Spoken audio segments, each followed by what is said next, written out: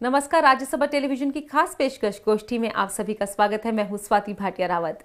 आज गोष्ठी का कारवा आ पहुंचा है मध्य भारत यानी मध्य प्रदेश में। जैसे कि हम सब जानते हैं कि मध्य प्रदेश देश के दूसरे बड़े राज्यों में एक है। ये अपनी सांस्कृतिक धरोहर, संस्कृति, लोकगीत और संगीत के लिए काफी माना जाता है।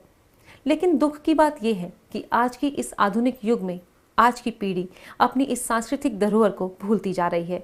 आखिर ऐसा क्यों? आज की गोष्ठी इसी पर। आज गोष्ठी का कारवां आ पहुंचा है मध्य प्रदेश के सिरोंज में, जहां कम्युनिटी रेडियो स्टेशन किसान वाणी के जरिए हम यही जानने की कोशिश करेंगे कि किस तरह से अपनी लोकगीत और संगीत को बचाया जाए। इस चर्चा में भाग लेने के लिए हमारे साथ स्टूडियो में खास मेहमान मौजूद हैं। आइए इनसे आपका परिचय कराते हैं। हमारे साथ हैं दिनेश कुमार सेन जी, जो कि कलगी तुर्रा गायक हैं, साथ ही सामाजिक कार्यकर्ता हैं। आपका बहुत बहुत स्वागत है। इनके साथ हैं जितेंद्र शर्मा, जो कि स्टेशन हेड है किसान वाणी में। संतोष चौरे जी, जो कि जिला महामंत्री हैं और साथ ही पूर्व नगर पालिका अध्यक्ष भी रह चुके हैं। आपका भी बहुत बहुत स्वागत है। और इन सबका साथ देंगे परमानंद केवट जी, जो कि ठिमरियाई यानी कि किंगड़ी लोक संगीत और नृत्य के महारथी हैं और साथ में इनका अपना ग्रुप भी है। आपका भी बहुत बहुत स्वागत है। आज इस चर्चा में इन लोगों के अलावा हमारे साथ फोन लाइन पर श्रोता भी जुड़ेंगे, जो बीच में चर्चा में भाग लेंगे। सबसे पहले हम ये जानना चाहते हैं कि ठिमरियाई लोकगीत है और संगीत है, ये क्या होता है? तो ढमरियाई लोक नृत्य आदिकाल से आ रहा है, अभी से आदिकाल चला रहा है। तो भगवान राम जब आए थे गंगा पार, तो उन्होंने केवट से पूछा कि हमें नदी पार जाना है, गंगा पार जाना है। केवट ने पूछा कि ऐसे पार नहीं उतारूँ मैं, पहले मेरी एक शर्त है।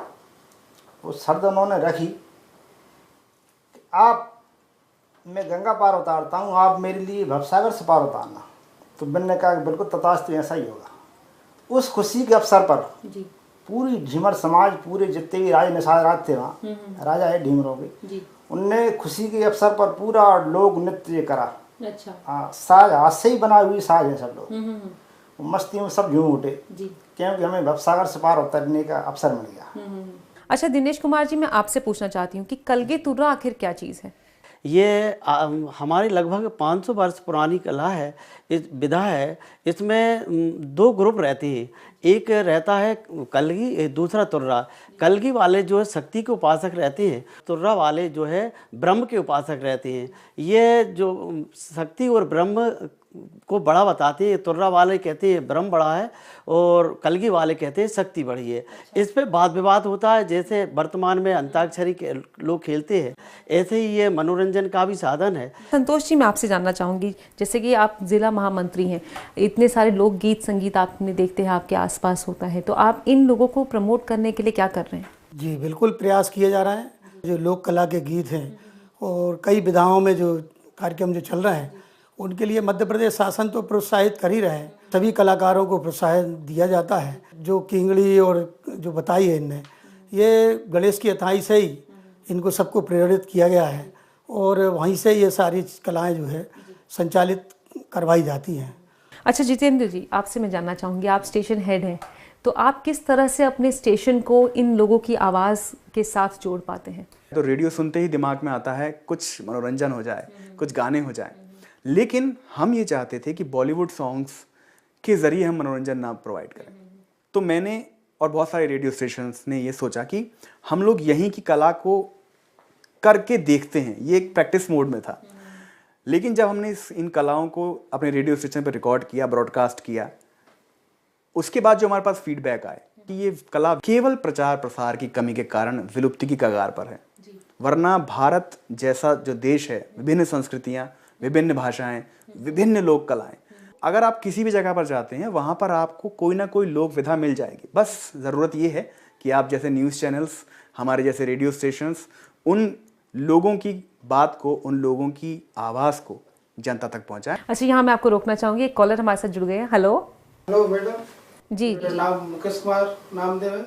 जी मुकेश जी, अपना सवाल पूछिए। मेरा सवाल ये है, ये लोक संगीत क्या होता है और हमारे लोक संगीत यानी मध्य प्रदेश में कौन कौन से होते हैं? जी जी जी जी, बहुत बहुत शुक्रिया मुकेश जी। मुकेश जी ये जानना चाहते हैं कि मध्य प्रदेश में कितनी तरह के लोकगीत हैं? मैं बताना चाहूँगा, यहाँ पर बहुत तरह के लोक गीत भी हैं, बहुत सारे लोक नृत्य भी हैं। जैसे अगर यहाँ पे बात की जाए, सबसे ज़्यादा फेमस है वो है राई। उसे गाया भी जाता है, उसकी एक लय होती है और उसको उसी लय के साथ उसी रिदम में नाचा भी जाता है। ठीक ऐसे ही जैसे हमारे साथ परमानंद केवट जी बैठे हैं, इनकी जो कला है ढिमरियाई या यूं कहें किंगड़ी गायन, ये भी लोक नृत्य और लोक गीत दोनों ही कलाओं का एक मिश्रण है। इसके अलावा आपने सुना होगा बुंदेलखंड रीजन में आल्हा उदल बहुत चलता है। आल्हा उदल एक्चुअली वॉरियर्स की कहानी है, यूं कहें कि ये वीर रस की एक विधा है, ये बहुत गाया जाता है। साथ में यहाँ पर लहंगी एक कहा जाता है, लहंगी को भी गाया और नृत्य दोनों ही किया जाता है। उसके अलावा यहाँ पर एक लमटेरा नाम से एक विधा है। उसके अलावा हमारे यहाँ पर कलगी तुर्रा, जो कि सिर्फ मेरे ख्याल से सिरौंज में ही है। हाँ, इसकी जो वैरायटीज़ हैं वो आपको अलग अलग जगह पर मिल जाएंगी। कलगी तुर्रा की तरह ही ब्रज क्षेत्र में लांगुरिया दंगल होते हैं। ये शास्त्रों के आधार पर एक दूसरे के साथ कंपटीशन होता है। जैसे हम अंताक्षरी खेलते, जैसा कि सेन साहब ने भी कहा, बस ये अंताक्षरी होती है शास्त्रों पर, ये अंतराक्षरी होती है इतिहास पर, ये अंताक्षरी एक दूसरे के साथ तर्क वितर्क में होती है और इसका जो गायन है वो कभी कभी नृत्य के साथ भी किया जाता है। यानी कि बहुत सारी लोकगीत इस राज्य के साथ जुड़े हुए हैं। फिलहाल मैं आप सभी को यहाँ रोकना चाहूंगी, वक्त हो गया एक छोटे से ब्रेक का। लेते हैं एक छोटा सा ब्रेक और जल्द हाजिर होते हैं। देखते रहिए गोष्ठी।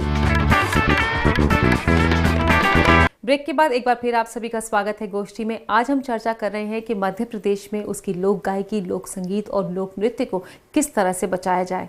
परमानंद जी, आपकी एक बहुत ही खासियत है और हम देख रहे हैं कि आप हाथ में एक इंस्ट्रूमेंट भी है, ये क्या है, थोड़ा इसके बारे में बताएंगे? यह है किंगड़ी जी। इससे किंगड़ी बोलते हैं, लोग मुख्य कलाकार गाता है इससे।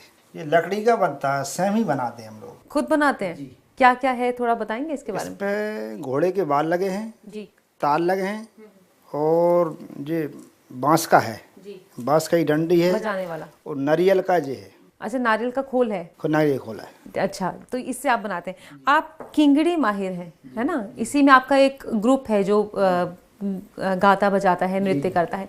किस तरह का ये लोकगीत है, किस तरह का लोक नृत्य है, क्या होता है इसमें? देखिए, हमारा समाज कई प्रदेशों में ये काम करता है और माझी समाज है ये, इसको सब गाते बजाते हैं, इसी धुन में मस्त रहते हैं। गरीब परिवार के लोग होते हैं सब लोग। इसमें जब आप ये परफॉर्म करते हैं तो किस तरह से परफॉर्मेंस होती है, कैसे आप उसको करते हैं? सब साज सब जे खंजड़ी रखी है मेरे पास और तवा रखा है, झांझर रखा है, बांसुरी रखी है और मंजीरे रखे हैं, झंझरा रखा है। पारंपरिक नृत्य भी हमारा जी, खुशी के मार झूम उठते हैं। इसी प्रकार से हमारा पूरा समुदाय गाता है आनंद मंगल।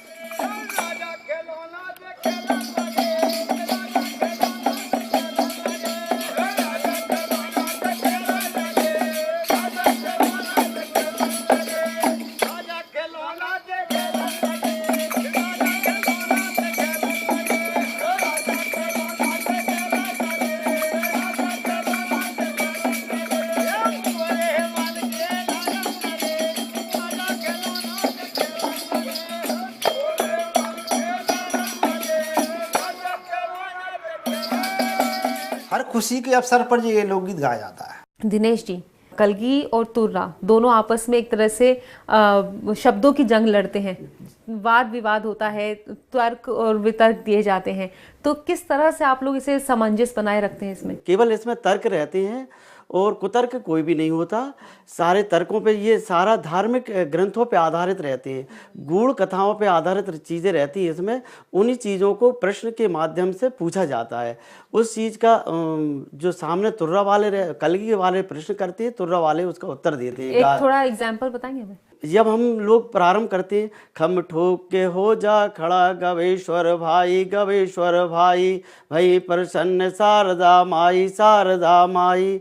तो ये क्या है, हम जब प्रारंभ करते हैं तो इससे गा के प्रारंभ करते हैं। जी, इसका अर्थ क्या है? ये गाने वाले, तू अपना खम ठोक के खड़ा हो जा और शारदा मैया तुझसे प्रसन्न है। ये तुर्रा वाले जो लोग हैं उनके सामने डरने की जरूरत नहीं है। अच्छा जितेंद्र जी, मैं आपसे जानना चाहूँगी, आप यहाँ के नहीं हैं, फिर भी आपने इनहेरेंट किया यहाँ की कल्चर को, यहाँ की संस्कृति को समझने की कोशिश की।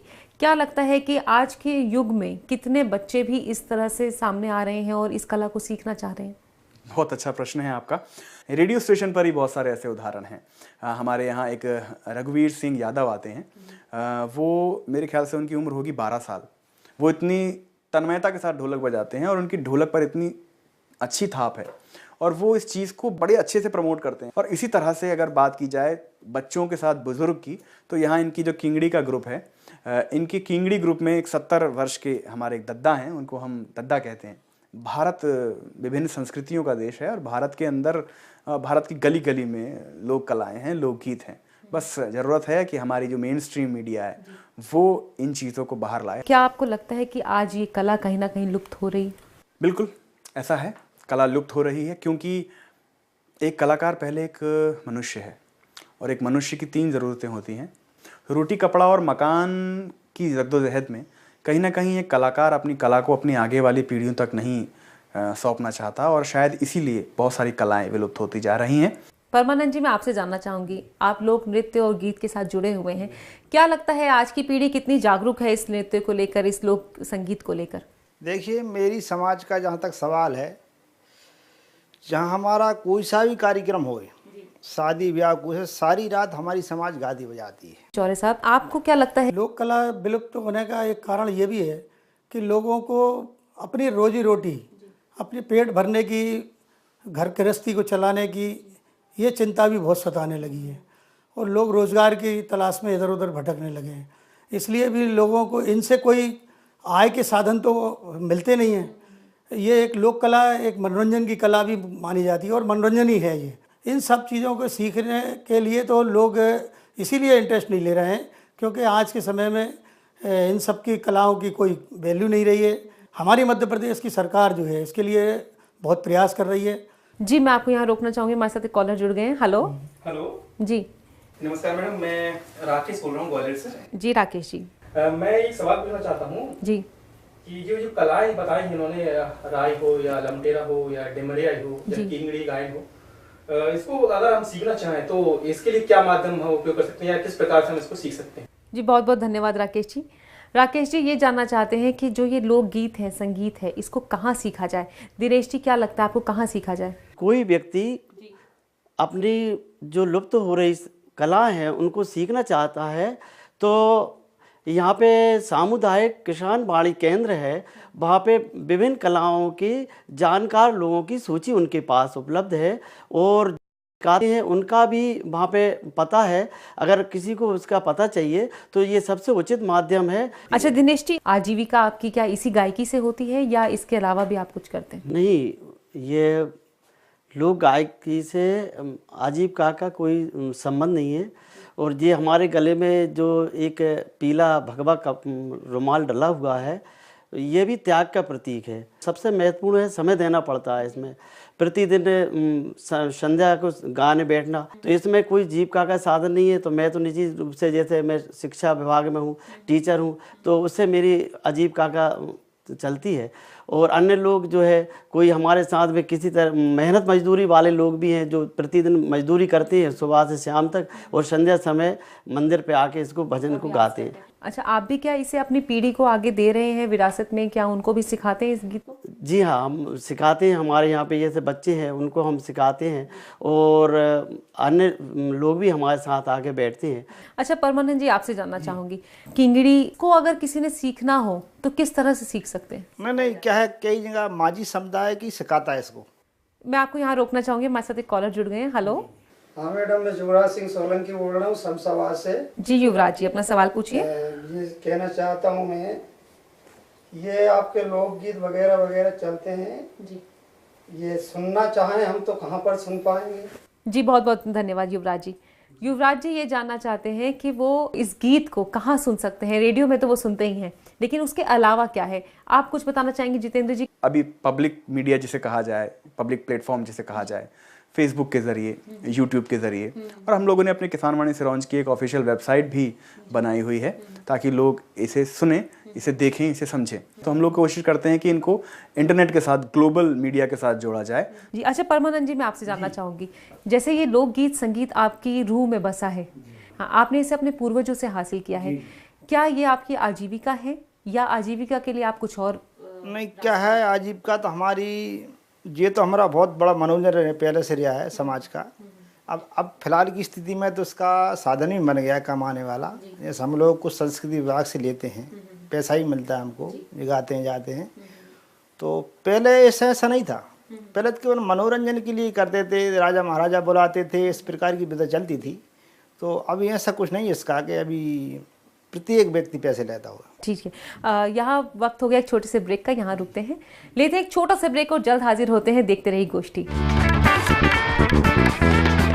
ब्रेक के बाद एक बार फिर आप सभी का स्वागत है गोष्ठी में। आज हम चर्चा कर रहे हैं कि मध्य प्रदेश में लोकगीत और संगीत को किस तरह से बचाया जाए और उसे आगे आने वाली पीढ़ी को विरासत में दी जाए।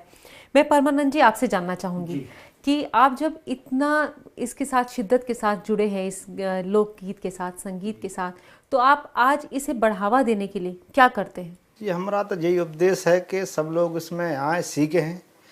एक जे नब्दा भक्ति में से एक भक्ति इसको भी कहते हैं रामायण में, तो जो बहुत बड़ा साधन है, मोक्ष का रास्ता है ये।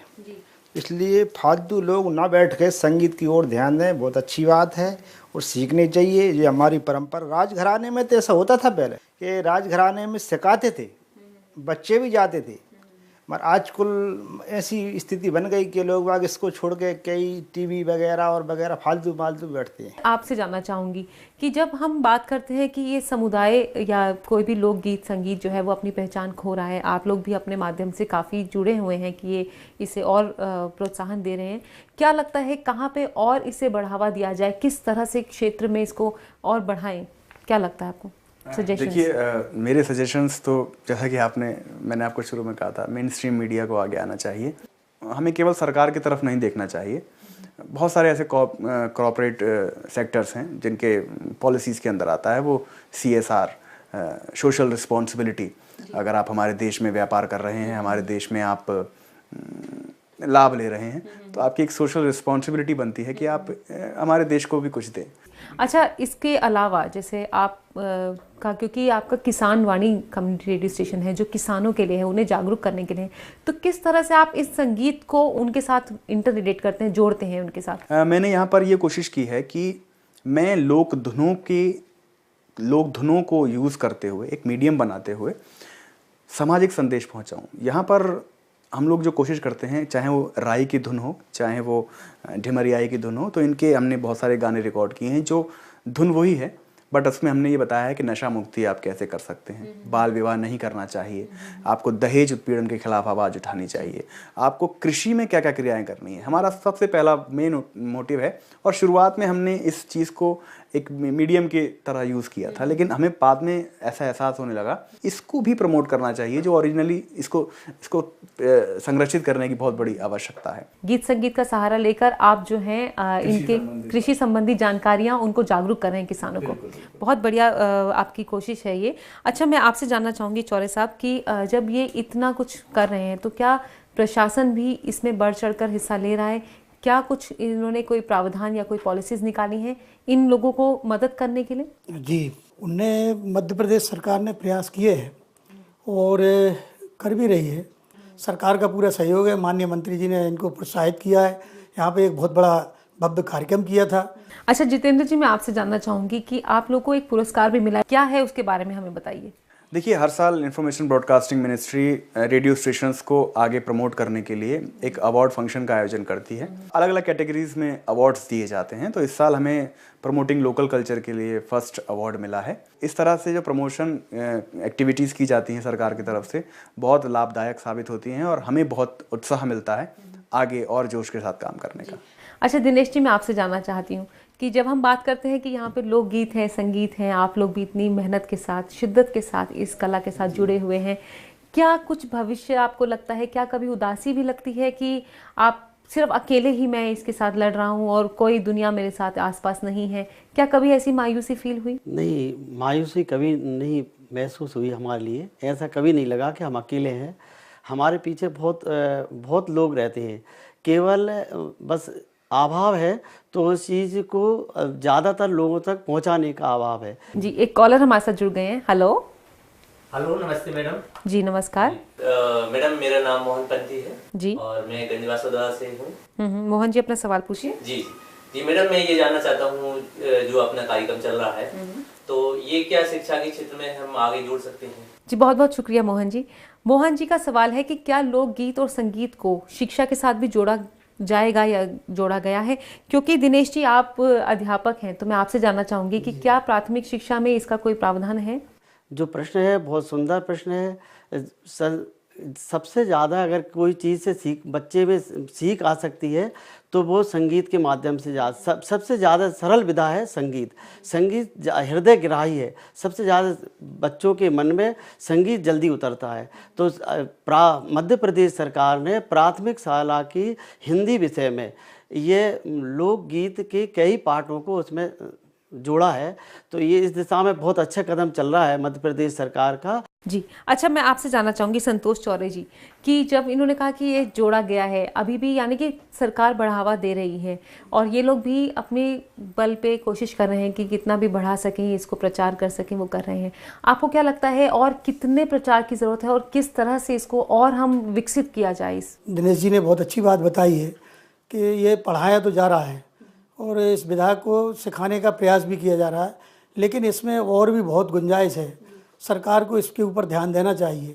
इसके माध्यम से लोक कला की भी जानकारी मिलती है, क्योंकि जो संगीत जितने भी विधाएं जो सिखाई जाएंगी उसके माध्यम से जो है अगर लोगों को चांस मिलेगा तो निश्चित है बहुत अच्छे अच्छे कलाकार भी बनेंगे, लोग आत्मनिर्भर भी बनेंगे। अच्छा परमानंद जी, हम आपके लोकगीत और संगीत को कुछ सुनना चाहेंगे थोड़ा सा। जी थोड़ा सुनाएंगे।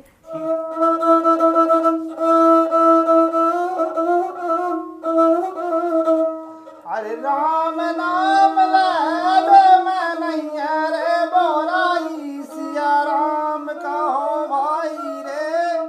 कहे ये साज सभी के साथ चलता है, ये सिंगल साज है जी। तो जैसे ये इसमें आप क्या दर्शाना चाहते हैं, क्या बताते हैं इसमें?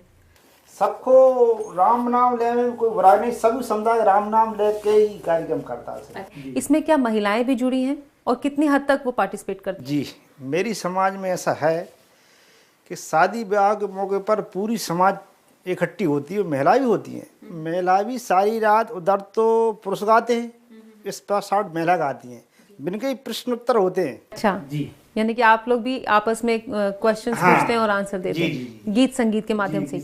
अच्छा दिनेश जी, क्या आपके इस कला में भी महिलाएं जुड़ी हुई हैं? नहीं मैडम, इसमें पुरुष लोग ही रहते हैं और ये रात भर कार्यक्रम चलता है और इसमें पुरुष वर्ग ही ज़्यादातर गाता है और इसमें महिलाएं नहीं हैं। अच्छा दिनेश जी, ये बताइए कि आपने कहा महिलाएं आपके इसमें नहीं गाती हैं, लेकिन आपका जो लोकगीत है ये कौन से ओकेजन पे गाया जाता है, कौन से दिन गाया जाता है?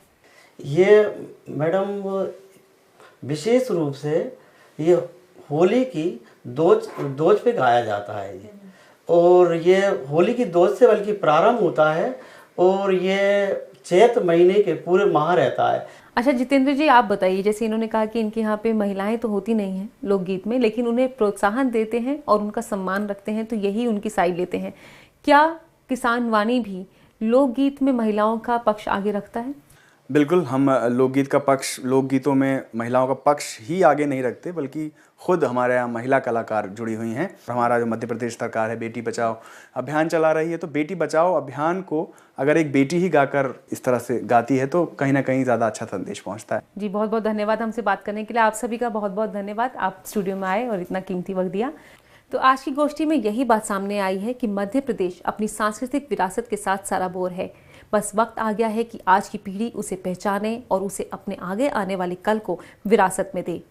सबसे बड़ी बात जो सामने आई है वो ये भी है कि कहीं ना कहीं जागरूकता की कमी है। जिन लोगों के साथ ये लोकगीत या संगीत जुड़े हुए हैं वो लोग भी उतने जागरूक नहीं हैं इसे आगे बढ़ाने के लिए। समय आ गया है कि हम सब इस मुहिम में शामिल हों और अपनी संस्कृति को, अपनी धरोहर को बचाए रखें।